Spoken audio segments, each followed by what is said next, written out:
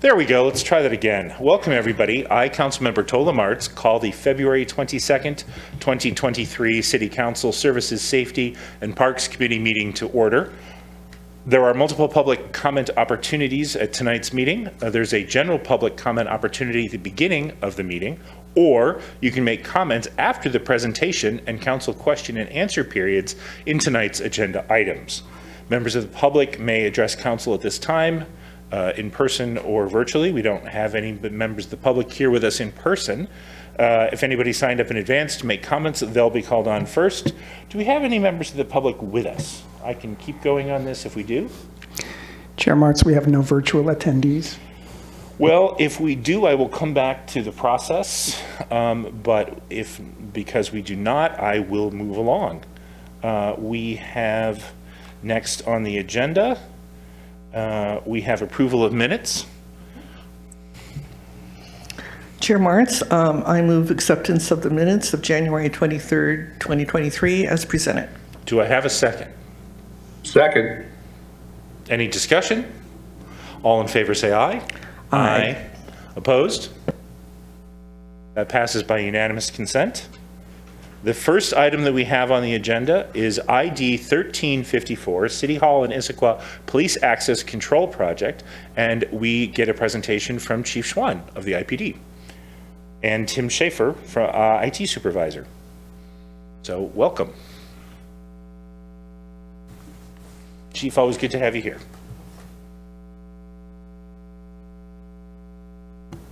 Thank you. Thank you for having me, and thank you for those who are watching. Today's presentation is about the City Hall and Issaquah Police Department Access Control Project. Next slide, please. So the direction is needed is, should the administration proceed with utilizing an underspend of 2022 budget for the police department to fund a significant upgrade and enhancement to the department's access control system in 2023, which includes not just the jail itself, but also the other access points in the fencing of the back, or I guess it would be the west lot, or sorry, east lot of the police departments in City Hall. Next slide, please. So a little bit of background. The access control system for the current City Hall, which houses the police department and the Issaquah jail, is over 20 years in age. The physical locks in the jail are also nearing that 20-year-old mark, and the access control needed for new secured fencing project.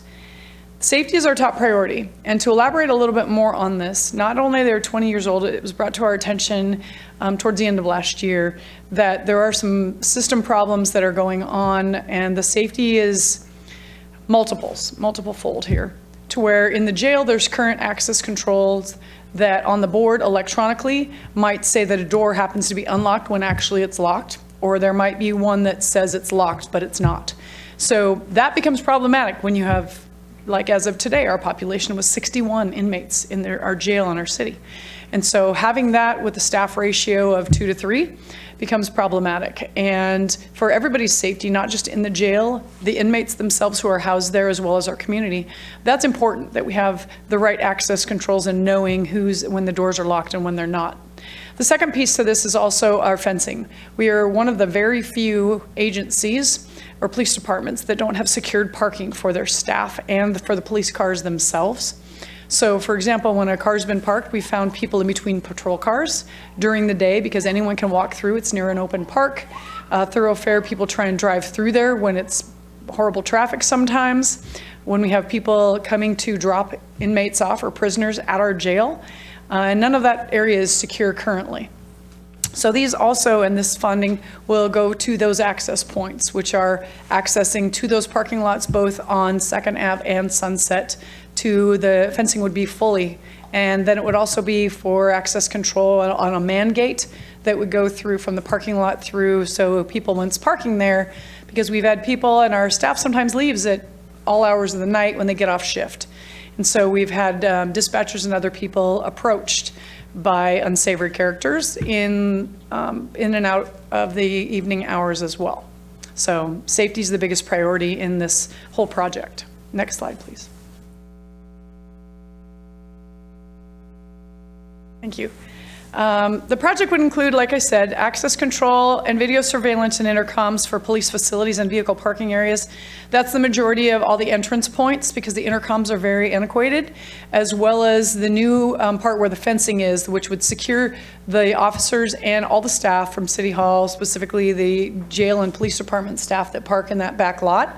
And so this would secure that. It would have the access control for our cards, for the vehicles to go in and out, as well as for the parking and for them to go in and outside of the building, and then cameras on that lot as well. So those would be some points there. I guess I don't have to raise my hand. Question, that lot is shared with Eastside Fire and Rescue, right? Would there need to be a collaboration with them on access? There already has been, because one of the entry points are the Opticon that are on all emergency vehicles, like that change the traffic signals. And so that is, there's a couple different options on keeping that. And then there already has been collaboration on what that looks like. Because yes, their back of their station is also in that space, and what that would be controlling for them to be able to bring their trucks in and out when they're parking. I guess wearing my EFR board hat, have they been consulted on this particular project? And when this particular project goes forward, will there be a collaboration to make sure? I mean, I don't know what else they would be concerned about, but just to make sure that as it gets built, they have a chance to address any operational side to it? They have already been included in the entire project up to this point. They've been, even over the last year and a half, they have been included in all those conversations with the architects and everybody going on board. So we were in that collaboration and having those conversations, so there wasn't any question after the fact, and all the thoughts and pieces that needed to go into that were included. Thank you. Sure. Also would be included the access control, video surveillance, intercoms, and alarm systems for the jail. This includes all the current systems that are in place, meaning there wouldn't be any new cameras that would be implemented. That's all being saved and possibly requested in the next biannual budget, not for this one. We held on the ones for, this is specifically for new things that are necessary and that really need to be replaced, not so much getting anything new. This is all for this. The new portion is just for the secured lot and area and access control points for that fenced area in the back. And then the replacement of all physical locks, because not only is the electrical system, as you can imagine 20 years ago when those access points and those terminals and the electrical parts were put into place, the screens and monitors and everything were much larger and fatter and wider, and so took up a lot more space in the booking area and where those were be housed. And now very streamlined and things that would go into place which would expand that booking area as well, we would hope, and as our goal. But to incorporate also those replacement of those physical locks, because the doors that are being opened and closed on a daily, hourly, minute basis down in the jail do have issue and concerns with their wear and tear over the last 20 years. And if one were to stop functioning, it's very difficult to replace now, and we can't even find the replacement parts because they are antiquated and older. And so we want to be preventative in advance versus us having to be out an entire cell or a dorm because the locks aren't functioning or we're not able to replace because one goes down. So that is the other reason. Next slide, please. The funding specifically, the police underspend due to staffing in 2022 can cover proposed project costs of about $435,000. It wasn't that we weren't able to house those people or hire those people on staff. There were certain positions that we were unable to staff because of the permanent chief's position and certain positions that couldn't be filled at the time until other positions were filled, if that makes sense. And so we do have some underspending that did take place, and we want to use that accordingly to make sure that we do have some systems. And it was brought to our attention or realized that these needed to be upgraded sooner than later. If the project is approved, it will be included to future 2023 budget amendment. Next slide, please. So our options are, if the support administration's recommendation to utilize an underspend in 2022 of the police budget for the proposed access control upgrades and enhancements, or do not support administration's recommendation and consider these safety upgrades in next budget cycle. Next slide, please. So direction is needed for us in the event that should the administration proceed with utilizing an underspend of 2022 police budget to fund the significant upgrades and enhancements to the department's access control system, or if more information is requested for review. And I'm happy to answer any questions. And Tim Schaefer, our IT specialist, is also here in case there's other questions that are needed regarding the projects, either one of them, or any of the enhancements, because he's the one been working on the project for the entire time. He's also been here for many years, working on any fixes that need to be had, any upgrades, any of the projects, and the estimates that we've gotten from the different companies in working through this, making sure we don't have anything that's, we have the best possible options with the funding that's been requested. So I'll ask first, are there any questions from fellow members? And I see that go ahead with your question. Russell? Thank you, Mr. Chairman. Chief Swan, thanks for that presentation. I appreciate that. I was curious, are we seeing a little bit of a different environment in terms of labor such that we are more optimistic that we'll be able to get this project done? Or was it merely a staffing issue as opposed to a supply of materials type situation with the pandemic? To be clear, are you asking if the reason the upgrade hasn't been done in the past? Yeah, you indicated that it wasn't done in the past because of some staff shortages. I was just curious if we were reasonably certain that with all the pandemic shortages in supplies and materials, that this would still get done in 2023.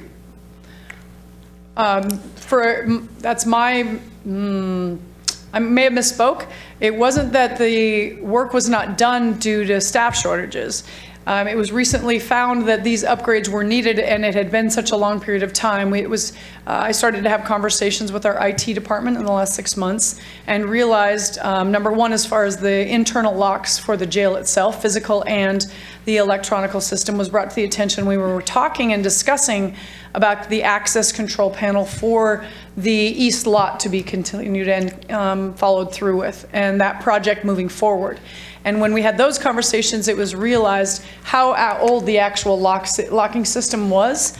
And we did further research to find out that some of them were having cues that they were showing even locked and not being unlocked on certain doors and certain times.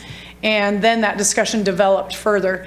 The funds not being used in the past year was the funds that for people not being hired. It wasn't because of staff itself that the project wasn't done. It was just figured out in the last 6 months.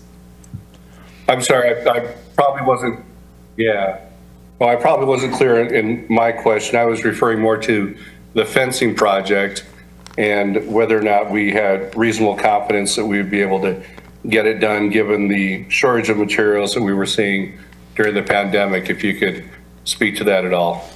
Oh, okay, yes, thank you. The fencing project, yes, we have, the architects and everybody have been going in place for over a year now. They've actually been working on the project, and everybody's pretty much full on in place. They've had all the measurements out. People have been coming out, the engineers, the technical staff, and several of the contractors that have done bids on it as well. I know that they've worked on those pieces. I'll let Tim speak a little bit more on that question regarding knowledge that it would be going through. It's my understanding that's a yes, but I'll let him know or be able to speak to that. Yeah, thank you. Chief Schwan is correct. Everything is in place. There had been some supply side issues in mid-22, but those have been resolved. And now that we can have the funding for the access control of the fencing and not just the fencing, then we should be ready to go full ahead, and also add to the access control for the rest of the building as well. Got it. It looks like Deputy City Administrator Schneider has something to say. Thank you, Chair Martz. I just wanted to clarify something in case there were questions. There's a fencing project in this, and then there's the overall access control project. And they are related because the system can control both. We had started this fencing project at least a year ago, if not longer. And that was a budgeted expense. We had received, the city had approved a budget for that expense. That's why we started the work over a year ago and designing, et cetera. And then as we did that work, we realized there are other security and access control issues and that these issues are interrelated. So that's why we're bringing both of these items for you tonight. I just wanted to clarify on the sequencing of the work and why we had started it previously. Thank you, Deputy City Administrator Yeah, thank Snyder. Follow-on comment? Yeah, and if it's, I'm sorry. Yeah. Am I waiting for, okay. Just to dovetail on what she was saying, part of the issue with adding access control to the fencing project was that it was not going to be compatible with any of our back-end systems. So we could have two entirely separate systems that dispatch and jail would have to manage, or we could bring everything under one umbrella. Thank you. Great. Thank you for those clarifying answers. I appreciate it. Also, one more point to Councilmember Joe's question is that if we don't have the access control piece, that might delay the fencing piece because we have to have both. So that is the other reason for this. So yes and no, the supplies are ready to go, but without the access control piece, there will be a delay in that fencing project. Councilmember Joe, do you have any other questions? Nope. No, Mr. Chairman, thank you. Councilmember DiMichele? I have a question. In the contract, it says words to the effect of customer staff must be present for all work that's being commenced. So who's going to do that? I know that the jail doesn't usually have a plethora of people sitting around without stuff to do. So are we, as we budget this, are we going to have to budget time for city staff to be present during the work? That's a great question. Part of it would be items that would be, and it depends on the location of the access points we're talking about. So for example, for the East Side fencing project and access controls in the actual parking lot area and outside the exterior of the jail, there does not need to be someone present unless it's for a door specifically to the jail or to the building. It's when they're working on those actual doors, like our Sallyport door or one of the exterior doors, the man doors that we use our card key for, those specific doors, then someone would have to be present. It needs to be, there could be someone that's a facilities person, it could be someone that's one of our off-duty personnel. We will be budgeting and we are working on, as far as our staff goes, to make sure that, and with collaboration from the administration, that we would have someone that's in place for those. We have certain people that are not always necessarily a corrections officer. It needs to be the person that is that person at the door. It just needs to be some of our staff making sure that no one enters the building that's not approved to be in there. Sure, I was just wondering if that labor was part of the estimate of doing this project. Yes, to my understanding, all that's been included in this project. Okay. All right. Well, we now have a member of the public with us, so I'm going to go back and I'm going to finish out my comments about public comment. So I will say citizen comments are an important part of the public process. We take them seriously and factor them into the decisions we make. Please direct comments to the whole council and not to individuals. While this is not a question and answer session, we will contact you to follow up if needed. When recognized, unmute your microphone if you're present virtually, or step up to the lectern for in-person. State your name, address, and relationship to the city. Speak clearly and pause frequently. Limit comments to 5 minutes, please. If you are attending virtually and do not respond after your name or phone number is called, or if the connection is lost unexpectedly, the meeting will need to proceed. You're encouraged to rejoin the meeting if able. Personal attacks, obscene language, derogatory remarks, and disruptive behavior will not be permitted. Clerk, do we have anyone online? Chair Martz, we do not have any virtual attendees. All right. Would any members of the public who are here this evening care to speak to this issue before we deliberate on it? I'm getting a signal not. So, okay. Let's talk about it. Councilmember DiMichele. Thank you. I support this proposal, and did want to say that we did receive one email from a constituent who wanted us to delay. And so thanks to that email, I did review the proposal again. It seems to me, as Chief Schwan said, the overriding issue here is safety, and safety for our officers, but also for our inmates. And as she pointed out, if the door is locked and it's not supposed to be locked, or vice versa, that can have real consequences. And the fact that we know about it could have even more severe consequences. So I think we have funding identified for the project. I think it would be good for us to move forward with all haste to get this project done. So I support it. Thank you. And I realized right after I called on you that I had forgotten to summarize public comment. You did a very nice job. Yes, one commenter, as you pointed out, thought that because it wasn't, in their view, identified as urgent, it should wait to the next biennial budget cycle. But I think that we have heard this evening that would qualify as urgent. Councilmember Joe, you have your hand up. Thank you. I would just add my support to this agenda bill. I appreciate that Eastside Fire and Rescue and the police department are thinking of this in a holistic approach in terms of how do we create a public safety campus, if you will, and how do we think about the future of City Hall as the police staff requirements might necessitate them going to the second floor of that building as well. So I would encourage a hard look at that as we go forward to make sure that we're using all the space in an efficient manner. Thank you. Thank you, Councilmember Joe. You can put your hand down if you want, or leave it up. I support this as well. I'm glad we've identified it. In terms of budget timing, I actually think it's better to fill in a temporary hole in the budget and not up the budget baseline than it would be to potentially add something in the main budget, and then you run the risk of creating inertia versus just sort of leveling out the budget. I like that. So although I certainly hope we're continuing to, staffing of the IPD is always of an utmost concern, and I hope that staffing effort continues to go well. But yeah, I support this as well. So I think what you're hearing is a recommendation from all three of us to come back to full council in support. I believe it was suggested to come in on consent agenda on the 7th of March. Any opposition to that, council members Joe or DiMichele? All right, that's our recommendation. Thank you very much, Chief. Thank you. And next, as I go to my notes, I apologize.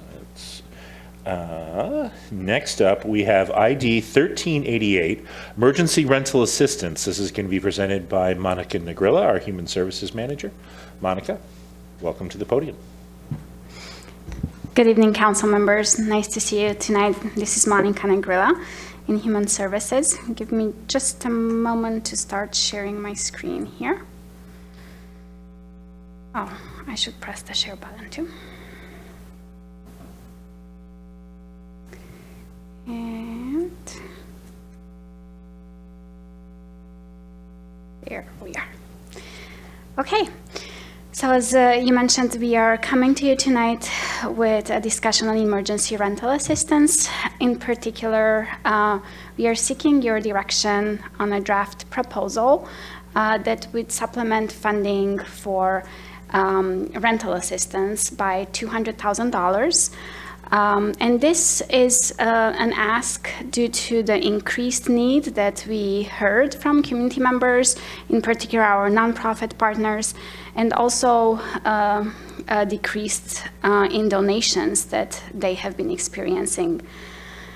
So with that, we have a couple of specific questions for you tonight. On one end, are you supportive of a one-time increase by $200,000 in funding allocation for emergency financial assistance to our Issaquah-based nonprofits?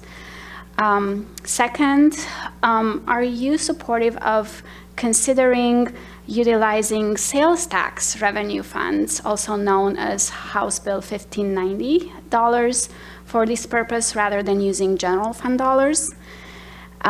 Or would you like to direct us to consider a different funding level or a different approach, or even taking no action at this time? So with that, I would like to provide a little bit of background. As you may remember, we've been here quite a few times during the COVID emergency response. We started early in 2020. Actually, our city, I think, was one of the very first cities responding to the COVID pandemic right in March by allocating $100,000 in rental assistance at that time. An additional $500,000 was allocated later, more recently in October of 2021. And in between, we also had allocated another $450,000 in related housing assistance, basic needs, and mental health assistance. As a brief reminder, during the pandemic, I remember the focus of City Council was ensuring that people had food on their table and roof overhead. I apologize, mixing up words here. So with that goal, we always ensured basic needs, food, and then rental assistance dollars. So all the emergency funding and assistance provided during the COVID-19 crisis response was in addition and different than what we typically provide with the human services grants. On the right-hand side, we are showing the typical, in a non-COVID year, we would allocate about $30,000 in rental assistance pre-COVID times. This year, again, with the hope being that people were back to some sort of new norm, we have allocated a total of $45,000 per year for the 2023 and 2024 funding. However, we are learning that although the emergency response and the emergency, I'm not sure what the word is that I'm looking for. It's over, the crisis, it's over, the needs are still pretty high. And so with that, just a couple of words about the funding options. As I mentioned earlier, you may consider using House Bill 1590 dollars.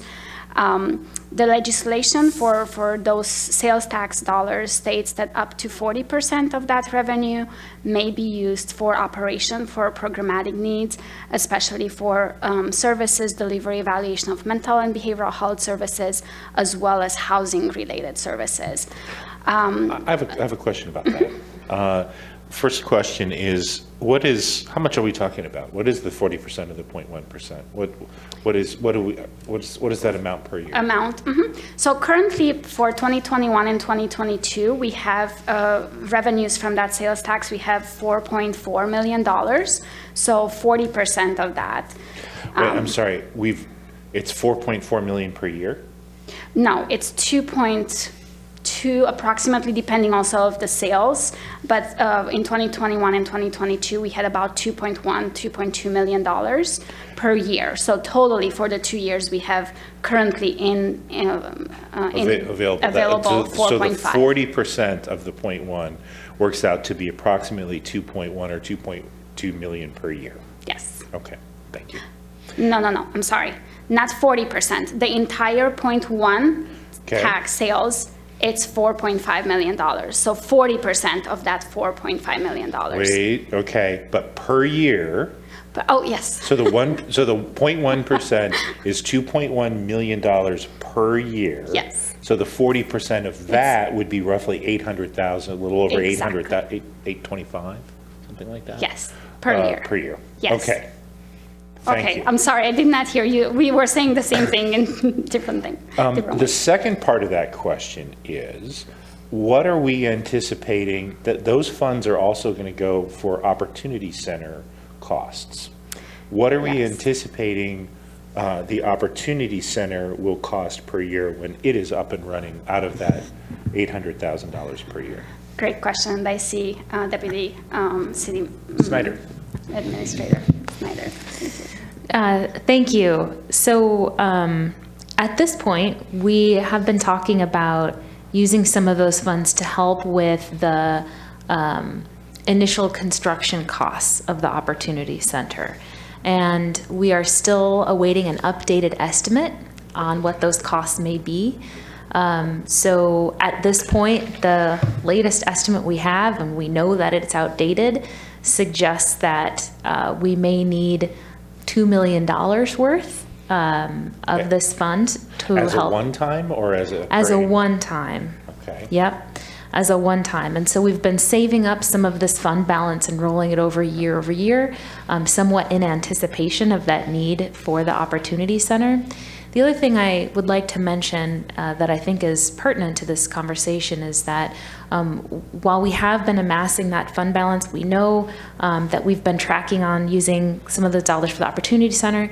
The other thing that we're thinking, considering internally, is coming up with a proposal to come back to City Council about a strategic way to be using these funds. They've been amassing, we've been understanding, sales tax. We didn't know exactly how much we would be getting. Now we have some history of data on what this looks like. So at this point in time, when we come back to council for a budget amendment, we want to be able to provide a proposal for council's consideration of how we can expend those funds in a more strategic way. And so that's a future conversation that we're looking forward to having with council.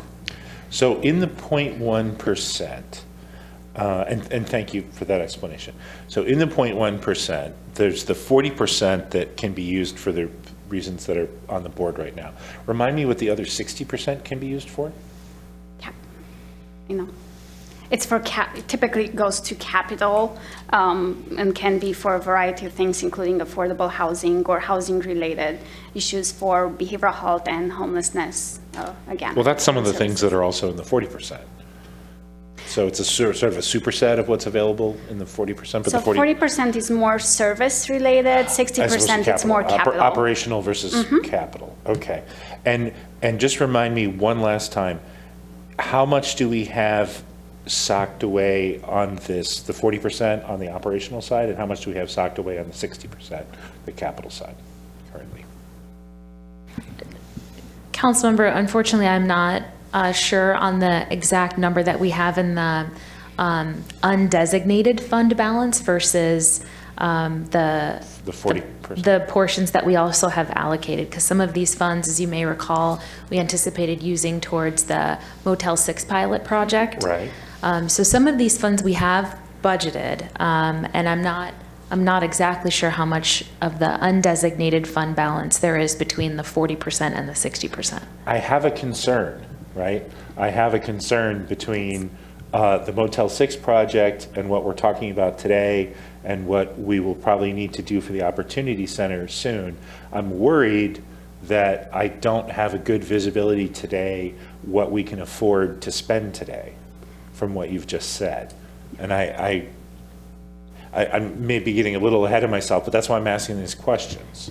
They are great questions. I think Monica has delved into more of the details than I have, so I'd look to her. Yes, thank you. So I did check a little bit with our finance team, and so the only funds designated at this time are the $700,000 dedicated towards the Motel 6 project. And so the breakdown for that would be $400,000 to operations and $300,000 to the capital, the rental piece, if you wish. It is still, we would need to check out with legal whether it's really capital or still programmatic. But those are the only designated funds. We have a placeholder for the Opportunity Center, but that's it.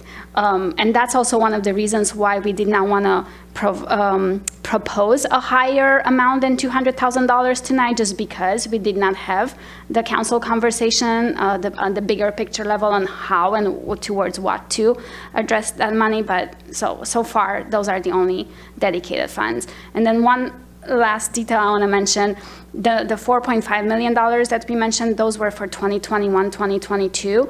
Our finance team is pretty confident that we will have the same amount, if not even more, for 2023. So we can expect another $2.2 million for 2023 to add up to the 4.5. So if this This comes year. back to the full council, I will want to see some numbers, right? I will want to see what's in that capital side and what's anticipated expenses, what's in the operations side and what's anticipated expenses, to understand how this all works out. I'm fine that it isn't there tonight, but before making a final decision, I think we need to understand that, because so many of those things are also really, really important to us. Yes, exactly. Thank you. Yeah, Councilmember DiMichele. All right, just to be clear, the 100% of that money could be used for capital. Is that my understanding? It doesn't, the uses is that it would be no more than 40% for service, but if the council wanted to, they could take 100% of that money for capital, right? That is my understanding based on the language being may be used. However, I think that might be a Rachel question. I don't want to put her on the spot, and I'm not sure if she's available now to look into that, but we can also return to council with. I can definitely look into that. Oh, okay.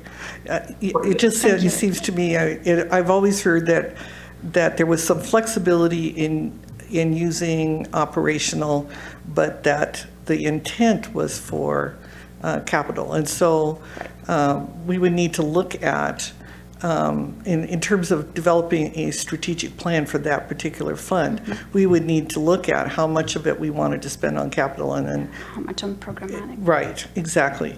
And then, as Councilmember Martz said, we have another placeholder in the general fund also for the Opportunity Center, is my understanding. Nope? There are mitigation funds that we have slated for the Opportunity Center as well. So there are some other funds outside of this particular revenue source that we have slated to support the Opportunity Center. Okay. Thank you. Thank you. Since we're asking lots of questions, Councilmember Joe, do you have any questions at this moment before we let Director Negrilla keep going? Not right now, thank you. Okay. Okay. Sounds good. I'm going to move forward, and then Rachel, if she has the answer to your question, I'm sure she can pop in. So thank you so much, council members, for those great questions. Next, a few words about what we've heard in the community in terms of needs and still the post-pandemic impacts. On one end, we heard from our nonprofit partners that they have seen a reduced in donations that typically they get from residents and just private donations. Issaquah Community Services, for example, a few weeks ago, as we were checking in with them, they were at 65% of their fundraising goal for the year. I have a question about that. So being at 65% of your fundraising goal is not the same thing as being at 65% of year-over-year donations, right? Because I see further down a 200% plus increase in funding needs. Do we happen to know what their year-over-year fundraising numbers are thus far? Yeah, so typically they fluctuate. A few years ago, they were at about $150,000. They are at over $200,000 and even $3,000. So their needs have been increasing for sure. And so even that 65%, actually, in terms of budgetary needs, they were about $100,000 shorter than compared to the same levels from last year. So let's say if their needs last year were about $250,000, they are about $100,000 short of that. And in addition to that, they are noticing that the needs are even higher than that last year. So the year over year is down 100,000, okay. Yes. Because if it was just, if the budget was 100,000 and they said next year we want to do 200,000 and they brought in 125, that would be down, but it would be down from their goal, but it wouldn't be down year over year, but you're saying it is down year over year. That is, the reason I wanted to ask that was not to just be a math nerd, but because it's really very concerning, right? And we think of this, we think of this as a weird kind of recession because, unemployment is so low. So it's very disheartening to hear that there's having these fundraising impacts when so many of us are, chugging along in our professional lives. So, Certainly, for sure. Thank you. Councilmember DiMichele. Thank you.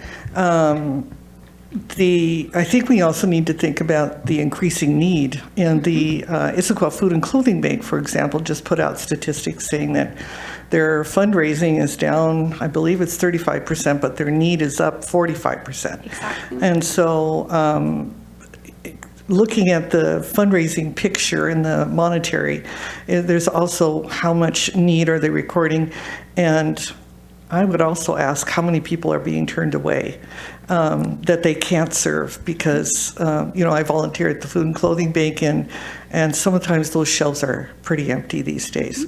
So anyway, I just wanted to bring that up in addition as another consideration when we're looking at the fundraising picture for our nonprofits. Exactly. Thank you for that. So that's a good segue to my next point, being exactly that. It's a combination of drops in donations and increased needs. On one end, the inflation had an impact on donations, but also had an impact on affordability. Rents also had increased directly because of the inflation as well. And then one of the needs directly related to rental assistance that we've heard of is still a combination of the rental agreements and the increase of rents and still people being on payment plans, which now on top of just having to pay the regular rent, they still are trying to catch up and pay extra money month after month. So that is still existent in the community. We reached out to about 30 landlords in Issaquah, trying to gauge, similar with what we did 6 or so months ago, trying to gauge where they are at. We heard back from 14 of them. Out of those 14 landlords, 10 still have tenants who owe back rent. Most of them only are at around 2-5%. A couple of them are at 10% of their tenants being behind in rent. The one that was a stark that then stood out was the YWCA Family Village, and them 42% of their tenants are still behind in rent for an average of really 5 months. So their needs total about over $200,000 just for the YWCA. So the needs are absolutely there, as you mentioned. And then we also learned, there are landlords who had to increase, most of them increased rent. Some of them increased only by 3%, 5, 10, but there are a few who increased rent by 20%, which makes a difference. Councilmember DiMichele. Thanks. And while we're focused on the YWCA, could you explain the nature of the folks who are there? It's my understanding, and I could be wrong, that the vast majority or even all of them have children in their families. I think that's one of the requirements for actually living there, but I could be wrong. I'm not sure if it's a requirement to have families with children. We reached out to ask for more details from the YWCA this afternoon, but they have some staff out on vacation. However, yes, most of the folks, most of the tenants, residents living in the YWCA are low income and at various rates of low income for 50% or below. And yes, quite a few families. We were able to get information from Issaquah Community Services on how many families they served. So out of 252 households that they served last year in Issaquah, 166 had children. So definitely that's a 65%. So more than half of the residents they serve do have children. I don't want to assume that that's the same for all of the agencies, but it gives you a small picture. Thank you. Thank you. Any other questions before I? No, not yet. Thank you. So what you see on the screen is what we are proposing in terms of allocations. After talking with the nonprofit agencies, Issaquah Community Services and St. Vincent de Paul, the St. Joseph Issaquah Conference being the local rental assistance programs in town, you can see on one end the allocations that they receive for the 2023-2024 grant allocations. And then next in green, you see the proposed allocations for this round of funding, if available. So $60,000 to Issaquah Community Services, $40,000 to St. Vincent de Paul. And then again, as we mentioned, after checking in with landlords and learning more about the needs at the family village at the YWCA, and having conversations with the agencies, and I see a typo, oh, never mind, sorry. We had discussed that perhaps instead of just allocating more money to the rental assistance programs, who are, by the way, 100% volunteer-based organizations, all of the funds, 100% of our funds go directly to tenants, no administration costs. It is a big lift for them, but instead of just allocating more money to them and having all the residents from the YWCA have to do separate applications, we talked with management, and it might be just easier to do a direct allocation to the Y. And again, it's a pretty easy process since we already contract with all of these agencies, so we would just combine all of those contractual requirements. Councilmember DiMichele. Thank you. And is that similar to the way that we work with Imagine Housing earlier? We just made it Yes. outright. That's Exactly. what I thought. Very similar. Very similar, and yes, you're absolutely right. At that time, we only focused on Imagine Housing, and now I think it would balance it off to focus on the Y as well. Thank you for bringing that up.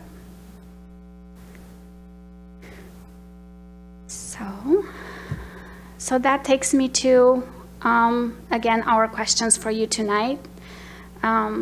Is the committee supportive of a one-time funding allocation of $200,000? Are you also supportive of considering utilizing the sales tax revenue funds?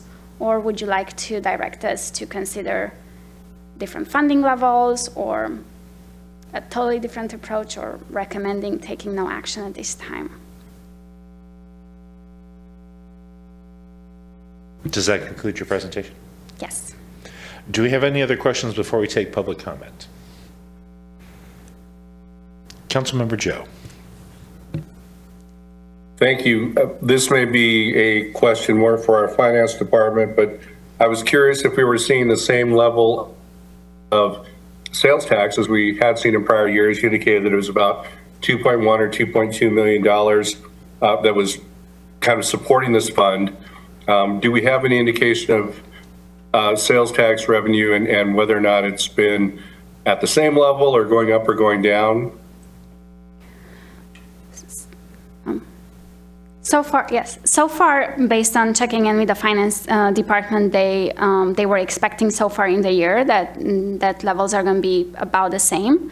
But we are also still just in February, so. Yeah, thank you, Monica. And I would just add to that, we are starting to feel a little cautious, given all of the layoffs that have happened to many of our residents within our community. We are starting to feel cautious now. As you know, there are sales tax is a lagging measure. So we get the receipts of sales tax in 4 months after people have spent that money. So we don't, at this point in time, we won't have any real-time information or indicators of reduction in sales tax revenues because of the timing of the layoffs and just where we are in the year. And so we are starting to be a little cautious and to look at all of our economic indicators and make sure we're monitoring that. There are no signs yet, but that said, it's just too early to tell. Thank you. Great, thank you very much. Councilmember Joe, other questions? Not at this time, thank you. All right. Would anyone in the public wish to speak to us this evening? Nope. All right. Discussion. I suspect you may have an amendment to offer? Or, I mean, we're not, I mean, yeah, it's, yeah, or, yeah, We're not amending, but I have a suggestion, so there we go. let me pull it up. So, yes, my proposal is that we increase the amount being allocated to $250,000. And that, in my suggestion would be that we allocate that $125,000 to the YWCA, $75,000 to Issaquah Community Services, and $50,000 to St. Vincent de Paul. My interest in increasing this amount arose out of readings that I've been doing about the impacts of the pandemic on school attendance and the fact that across the country, truancy rates have been going up, dropout rates have been going up, grades have been going down. There has been a rollout of impacts that have been severe and very adverse to our young people. I'm going to take note that we're in February right now, and if this goes in front of the council and was approved, it would be about March. And my goal here is to have enough money available that we can keep as many kids in school through the end of the school year. We're 4 months away, and if people are being evicted, this is a terrible time to take kids out of school and have to move. So I'd like to see us ensure that we have enough money. As Monica pointed out, the YWCA alone would be $200,000. And so everywhere we're hearing this need. I wish I had more documentation, but in some ways we have lots of documentation that's being done at the national level. Today at my Kiwanis group, we had a presentation from a woman who volunteers with the Union Gospel Mission downtown. And she said one of the biggest changes that she's seen in the 5 years that she's been volunteering is the number of families who are now on the street. And so this is real, and this is affecting people very directly. And I think that the extra $50,000 is within the 40% guidelines. We have this urgent need right now. This would be a one-time expenditure. And if we can save a few more kids from having to be evicted before the end of the school year, I would be all in favor of it. So that is my proposal. I really take to heart Councilmember Mart's very good questions about how we're handling those funds, because there are many, many needs and there are many good things that could be done with that money. And so my thought is that perhaps we take this back to the council for a discussion, and not put it on the consent agenda, but have an actual discussion with the council to have a discussion about this particular proposal, but also maybe a broader beginning discussion about what we're going to do with the fund. So anyway, I'm sure I had more to say about it, but that's probably enough right now. And if you think of more, I'll be happy to come back to you. Oh, good, thanks. I'll stop then and let you Councilmember Joe. Councilmember Joe, do you wish to speak to this? Yes, thank you. Generally, I'm in support of my fellow Councilmember DiMichele, in increasing the funding. I personally am seeing some troubling trends with truancy in school. People have indicated that students were out of touch from their school, and then if they went from, let's say, the middle school to the high school, or from the elementary school to a new school, it was very hard to reestablish friendships, a group of people that they could feel comfortable with, and that led to some of the displacement that we're seeing as well. So I would agree that stressing housing first and stability for families is quite important. And I would welcome the conversation in a full council setting so that we can discuss what could be done with the funds that are available. Thank you. Thank you, Councilmember Joe. So I'm going to say yes coming out of committee, but I have to say that I'm a soft yes. Here's why. I don't at this moment know whether we should be putting $200,000 to this problem or $250,000 or $500,000 or $50,000. You know, one-time expenditures that you keep doing year after year tend to become ingrained, and this is roughly, I mean, the city's human services budget is something like $500,000 a year, right? Roughly, yeah. So you know, this is a 50% increase over that, or a third of that total. And I'll say the thing that I said last year, and I called up my notes from last year, anchoring to the strategic plan, crisis versus preventative services, neonatal to end of life. I miss the old human services map where they would have, you know, neonatal on one side and end of life at the other, and they would talk about, you know, how the funding goes out into the corners. You know, the thing that I continue to wish that we had, and I know it's very hard to do, but last year I said we should hire a consultant and figure out where, you know, the feds spend $4,300 a year, or they did last year, per person on human services. King County spends $2,800 per person on human services per year. The state of Washington spends $130 per person per year. You know, us going from spending 10 to spending 15 is unfortunately literally in the noise. So the idea here should be that we shouldn't be trying to fund the things that the others are already doing, right? We should be finding the things that they're not doing well. And I'll give an example from my humanitarian technology years.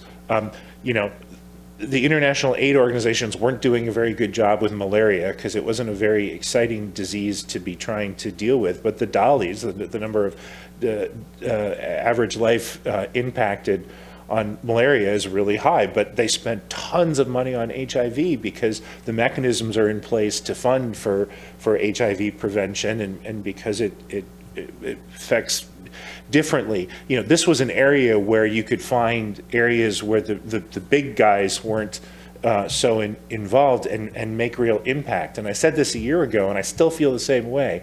And I know you guys don't like it because it's probably going to cost us a couple $100,000 to hire a consultant to do the kind of work that I would want to see us do to understand where the impact could be on that. But I'm going to say it again, and you know, I'm going to say it increasingly stridently, that we should figure out, again, we're in the noise compared to King County and the state of Washington and the federal government. So we should figure out where those gaps are, and that's where we should spend our money. So, you know, I believe that housing is a huge problem. I believe fentanyl is a huge problem. I believe that teen suicide is a huge problem. And you know, I struggle a little bit. This is all why I'm a little bit of a soft yes. The number one thing that I need to understand is this 40% versus the 60% on this 0.1%. It's a bunch of money. I want to make sure that we understand where we're headed with this, right? It's good to have that source of money, but I think we need to have a little bit more rigor going forward to understand, because this is sort of the second year in a row I felt like we haven't tied this back to strategic plan and some of the other strategic side of things for human services that I think are really important to do. And like I said, I'm not surprised that you didn't go spend a couple $100,000 in hiring a consultant and do the thing that I wanted to do, but at the very least we need to understand the cash flow side of things for the other critically important human services work that we have to do. So I will get off my soapbox at this point and offer the mic if either of my fellow council members wish to add anything to my comments. I think I've had my say. Thank you very much. Councilmember I also have that to say, and I appreciate everything that's been brought up tonight and gives us a lot to think about. Thank you. All right, so we're in agreement that we want this to come back. We want it to come back on regular business, right? Not on consent.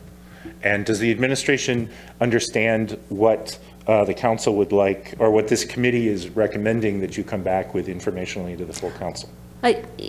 Yes, I believe we know what information, a breakdown of allocations on the operating and capital side of these funds versus the remaining fund balance that we have. Starting that conversation on how to more strategically spend these funds and things that were being considered.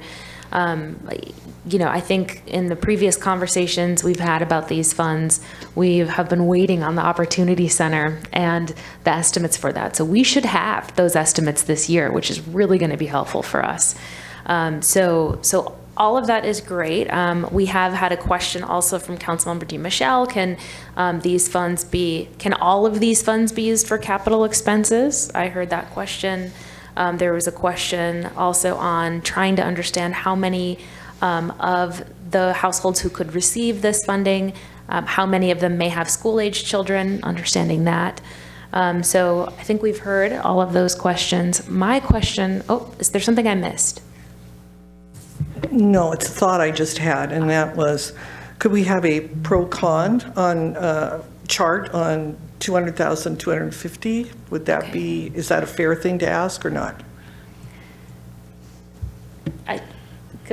Monica, do you have an opinion? Okay. I think we can try to get that for you. I think we can work with our agencies a little bit more and try to have another conversation with them about their needs and then the impacts to the fund balance that we have. So that was going to be my next question for this committee, is understanding your recommendation regarding level of funding. So the administration has its proposal at a total of 200,000. Is there a preference from the committee? Well, you're the one who suggested it, so I assume that you like 250. I would like 250, yes. Councilmember Joe? I would support the 250 level as well for conversation with the full council. And I would say I'm as good with 250 as I am with 200. I want to understand how it fits within both that, how we use the 0.1%. And also, I get that we don't yet know everything about Opportunity Center, but the extent to which you could assuage my concerns that Opportunity Center is well covered going forward would make it easier for me when we talk about it in full council. Councilmember DiMichele. One more, we were asked if we approved the use of the sales tax, HB 1590, and my answer to that is yes, absolutely. I think that's one of the reasons we want to capture those funds. So this is exactly the conversation I was hoping we would have when we had those funds captured. So yes, absolutely, at least from my standpoint, I think that's an appropriate place to take the funding. Councilmember Joe?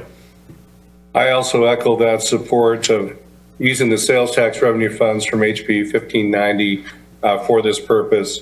It's an opportunity that we've had to tap into that funding when appropriate, and I think the discussion should be put forward to the full council. Yeah, I support it as well. Back in the day when we first did this, we wrote up that bill in a convoluted fashion because we thought that we were going to get the county to do an MOU on the Opportunity Center, and then they could have had the money. And lo and behold, they said, nah, you keep it. So we said, okay, we will. And so we use it for the things that we think are important, and this certainly falls within that category. Everything you need, Deputy City Administrator Snyder? Yes, thank you very much, Chair Martz. Anything else from the dais? Monica, anything from you? No? All right, well then, with that, we are adjourned at 7:36 p.m. Thank you all for watching, and have a good evening. Thank you. Good evening.